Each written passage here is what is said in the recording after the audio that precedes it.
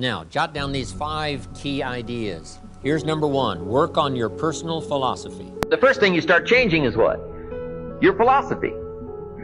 You start changing your mind. You start changing how you think. You start picking up new ideas and information. Gather new knowledge. Make better decisions about what's valuable. And I'm telling you, if you'll do that, your whole life will change. Your health will change. Your relationship with your family will change. Your ability to cope with challenges and problems will change. I'm telling you, income, promotions, all of it will change. If you will change, it'll all change. If you won't change, it isn't going to change. You can keep your fingers crossed if you want to and hope they'll straighten it out. You can wish for the wind not to blow quite as severe, but I'm telling you, wishing for the wind to change in your favor, we call naive at best. Don't do this any longer. Wish for a better wind. The key is to wish for the wisdom to set a better sail. Utilize whatever wind that blows to take you wherever you want to go. That is the philosophy I picked up at age 25, and it revolutionized my whole life. My mentor said, Mr. Rohn, you've been working 6 years. How are you doing? I said, not very well. He said, I suggest you not do that anymore. He said, couldn't we go over the last 6 years and find out where your errors in judgment were? And couldn't we correct those and invest that correction in the next 6 years? I said, I guess we could. That's how I went from pennies to 4. Incredible. Only humans can do this.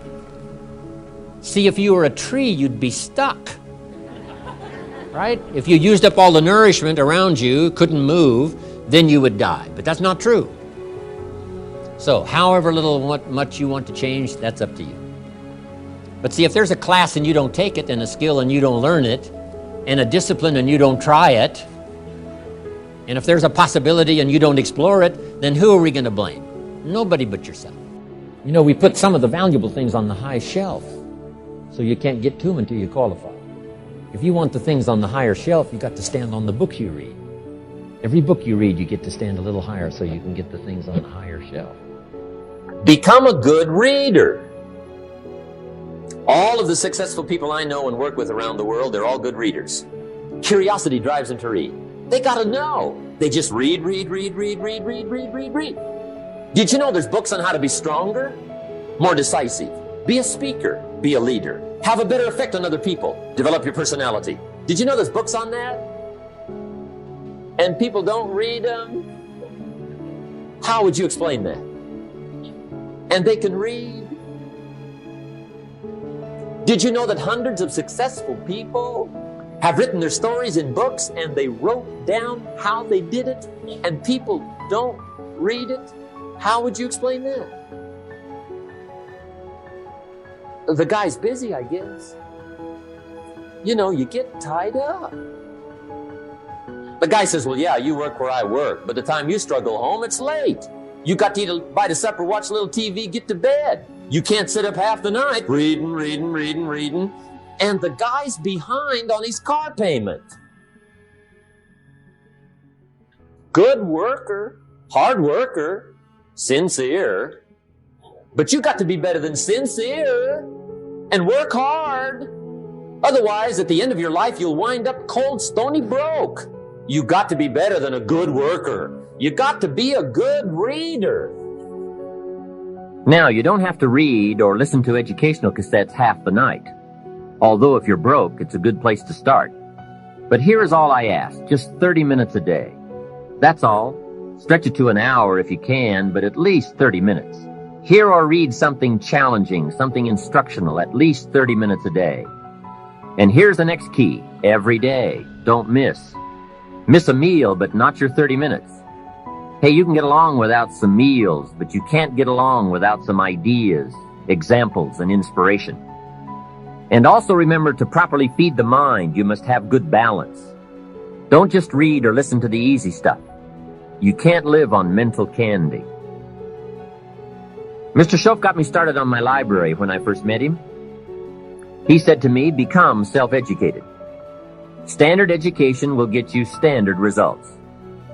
Check those numbers and see if that's what you want. And if it isn't, if you want something better than standard, you must become self-educated. Shoaff recommended a couple of books in particular to get me started. Now, I had a Bible, that's 66 books, so that was a pretty good start. But the first book Mr. Shoaff told me to get was the book Think and Grow Rich by Napoleon Hill. If you don't already have it, It's a great one to add to your library. I read it several dozen times. Schoaf said repetition is the mother of skill. And if you could have seen my bank account at the time, you would have known I needed lots of that kind of repetition. Some of the ideas in that book made major changes in my life. As I look back now, the book was worth thousands, and I bought it for pennies. I learned a very valuable lesson. There can be a great deal of difference between cost and value. Before I met Mr. Schoaf, I used to ask, how much does it cost? After I met him, however, I soon learned to ask, how much is it worth? I started basing my life on worth instead of cost, and everything changed. Here's the next one, attitude. Attitude. It is our attitude toward life which will determine life's attitude toward us. Now let's talk about the attitudes of people who are successful. Successful people come in all shapes and sizes and in widely varying degrees of intelligence, background, and so on. But they all have one thing in common. They expect more good out of life than bad. They expect to succeed more than they fail. If you want something worthwhile, take the attitude that there are a lot more reasons why you can have it than there are that you cannot, and set out to earn it. Go after it, work at it, ask for it, and 9 times out of 10, you'll get it. Now, let me tell you of a little test you can make which will prove beyond any shadow of a doubt that a good attitude can change a person's life as dramatically as walking from a darkened room into the bright, clear light of day. So here's the test. For the next 30 days, act toward the world, everything and everyone with whom you come in contact, with the attitude which represents the kind of results you want to achieve. That is, if the result you want is more success in what you're doing, act as though you are already in possession of the success you seek. If you want others to treat you with admiration and respect, treat others with admiration and respect first. Have you ever stopped to think of this? Every human being on earth is the most important human being on earth as far as he or she is concerned. You may never get anyone to admit it, but it's a fact. So for the next 30 days, treat every person with whom you come in contact as the most important person on earth, remembering as you do so that as far as that person is concerned, he is. Now, the reason I say treat everyone in this fashion is mainly because this is the way human beings ought to treat each other, and because it will help you form a habit that will bring you amazing and delightful results for the rest of your life. Have you ever noticed that the higher you go in any organization of value, the nicer the people seem to become? You see, the bigger the person, the easier it is to talk to him, to get along with him, to do business with him. Do you know why? It's because he's got a good attitude, and people with the best attitudes just naturally gravitate toward the top. So for 30 days, act toward others and the world at large in exactly the same manner you want the world and others to act toward you. Treat your wife or husband as the person he or she really is, the most important person in your life. The same with the children. Carry out into the world each morning for 30 days the kind of attitude you would have if you were the most successful human being on earth. And notice how it quickly develops into an habitual attitude. When a person does this, he should realize he has already placed himself on the road to what he seeks. He is right now in the top 5% of the people in this or any other country. He has prepared the ground and planted the seed. He has made of himself a magnet, an embodiment of that which he seeks. Before metal can be cast into a desired shape, the mold, the expectant receptacle, must first be fashioned. Before a building can be erected, the excavation must be made and the foundation laid. And before a person can achieve the kind of life he wants, he must become that kind of individual. He must think, act, talk, walk, and conduct himself in all of his affairs as would the person he wishes to become. He is then actually that person, and the things that person would have and do will naturally come to him. Almost immediately, a change will be noticed. Irritations that used to frustrate and annoy disappear. When some less informed individual gives you a bad time, stay on the track. When someone cuts in front of you with his car or acts in any other manner that shows his ignorance and lack of courtesy, don't permit yourself to drop to his level. Pity him, for that's what he really deserves. That's the very group a person doesn't want to belong to. And if he acts like them, well, let's face it, he belongs with them. There's nothing in the world that men, women, and children want and need more than the feeling that they're important, that they're needed and respected, They will give their love, their affection, their respect, and their business to the person who fills this need. So the magic word is attitude. And in summing up, a few points to keep in mind. 1. It is our attitude at the beginning of a task which, more than anything else, will affect its successful outcome. 2. It is our attitude toward life which determines life's attitude toward us. 3. We are interdependent.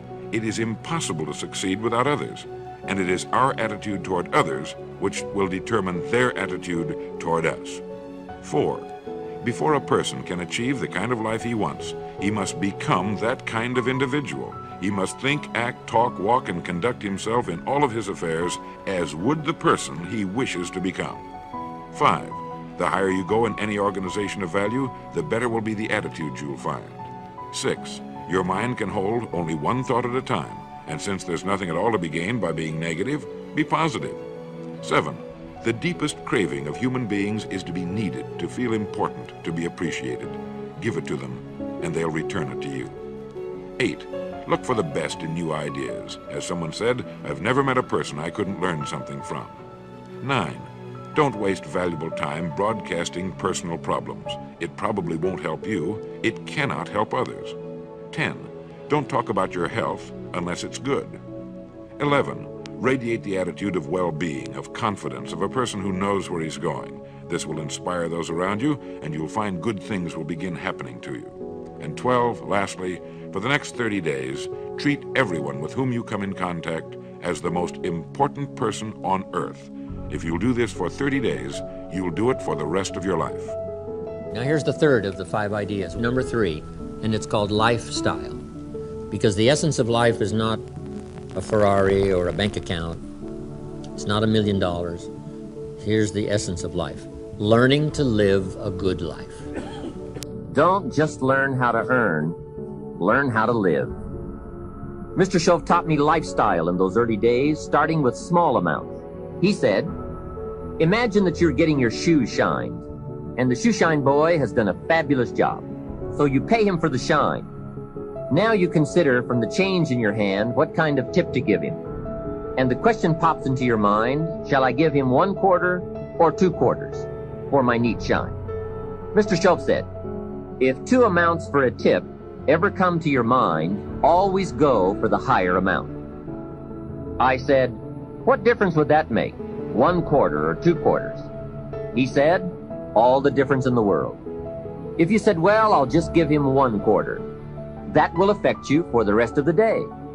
You will start feeling bad. Sure enough, in the middle of the day, you will look down at your great shoe shine and say, I've got to be cheap. 1 lousy quarter. That will affect you. However, if you go for 2 quarters, Shove said you can't believe the feeling you can buy for another quarter.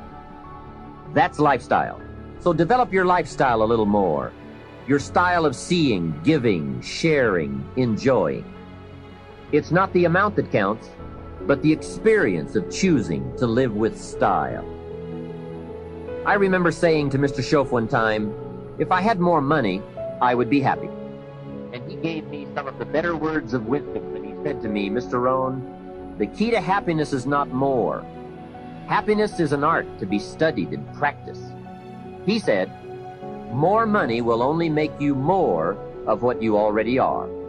If you're inclined to be unhappy, if you get a lot of money, you will be miserable. More money will only make you more. More money will only amplify.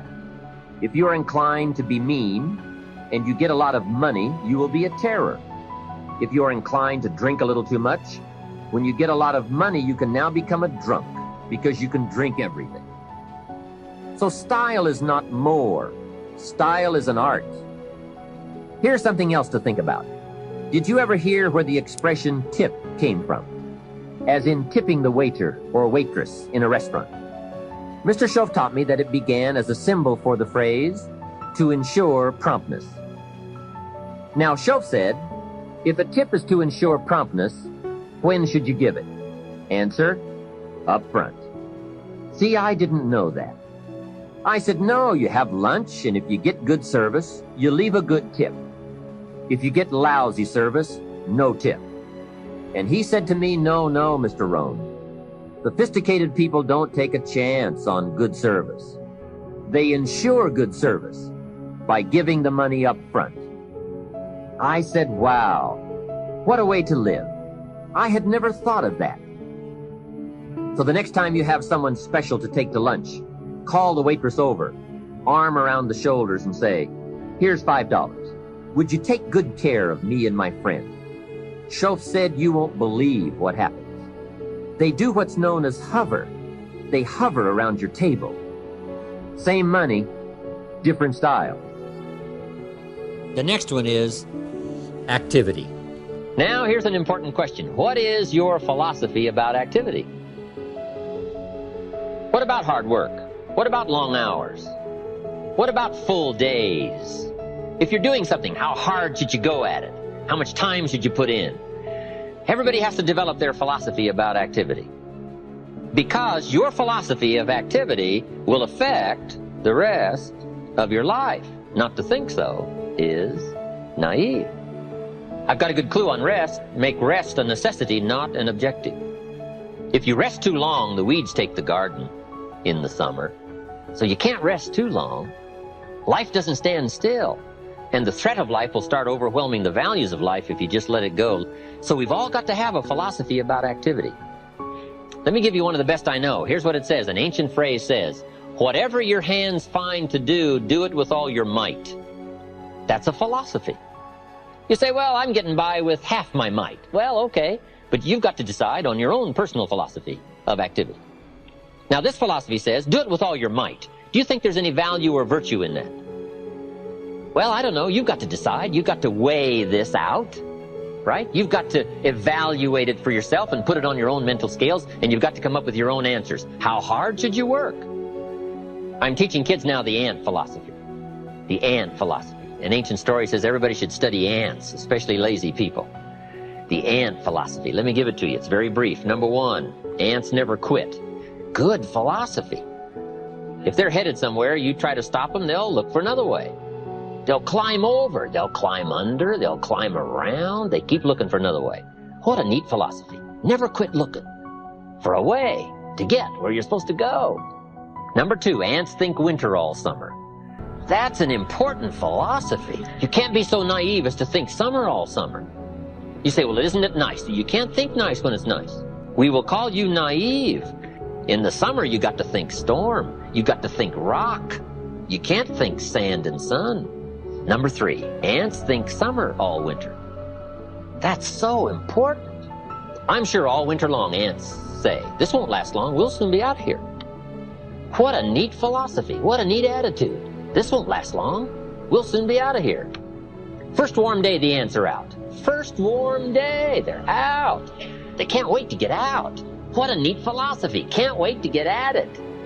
We teach in leadership skills. Average people look forward to getting off. Successful people look forward to getting on with it. The guy doesn't want off, he wants on. And that's what starts to transform his life into the doing, into the activity. Now here's the last of the ant philosophy. How much will an ant gather during the summer to prepare for the winter? Answer, all he possibly can. What an incredible philosophy, the all you possibly can philosophy. A group of psychiatrists invited me to come and lecture in Los Angeles. I never graduated from college, but they wanted to hear my story, so I go talk to the psychiatrist. Then in the middle of my talk, I had the audacity to say, ladies and gentlemen, let me tell you what I think most messes with the mind. They said, what do you think most messes with the mind? I said, I think it is simply doing less than you can messes with the mind. It causes all kinds of psychic damage, I think. Simply being less than you can be. Doing less than you could do, trying less than you could try, doing it with less enthusiasm than you could. I think it somehow damages the mind. It damages our self-image. Because here's what I've discovered happens. The minute you turn this around and start extending yourself, it isn't the value you get from extending yourself that's the greatest value. It's how you feel about yourself that's the greatest value. Because, see, it's not what we get that makes us valuable. It's what we become. And part of becoming is to see what all you can become. See what all you can do. See how much you can earn, how much you can share, how much you can start, how far you can reach, how far you can extend your influence. Now here's number 5. Measure progress. Because if you're going to play the great drama game of life, the key is to keep measuring progress to see how you're doing. How's your health doing? How's your income doing? How are your investments doing? If you're building a house, how is it coming along? What's going on? Measuring progress. That's what we call the name of the game. Here's how we teach it to our children. You must make measurable progress in reasonable time. Now, we must be reasonable with time. You can't say to someone every 5 minutes, how are you doing now? 5 minutes later, how are you doing now? This guy says, I haven't left the building yet. Give me a break. So 5 minutes to ask for a count or a measure is too soon. 5 years is too long, too late. Too many things can go wrong. The old prophet said, if you're angry, try to solve it before the sun goes down. Don't carry it over for another day. Tomorrow it might be too heavy to carry. A conversation a father should have with his daughter today, because the magic is there. If he waits till tomorrow, the magic could be gone. Success is a numbers game. How many years do you want your child to spend in 4th grade? About what? 1 grade, 1 year. Progress. 1 grade, 1 year. And you've got to set up your own measuring system. Don't wait for somebody else to do it. You set it up. Because society doesn't require you not have a heart attack. That you must require of yourself. Society doesn't demand that you build a financial wall around your family nothing can get through. That you must demand of yourself. So the government's not there to measure. Society's not there to measure. You must be responsible enough to measure yourself. How are you coming on this financial wall around your family? Nothing can get through. How are you doing? And whether it's a few pounds to lose, or whether it's a financial wall, or whether it's a growing office, whatever it is, find some ways to measure so you don't become disillusioned, thinking, oh, it looks okay, when it really isn't okay. Measure, check. Measure, check. It's the game to play.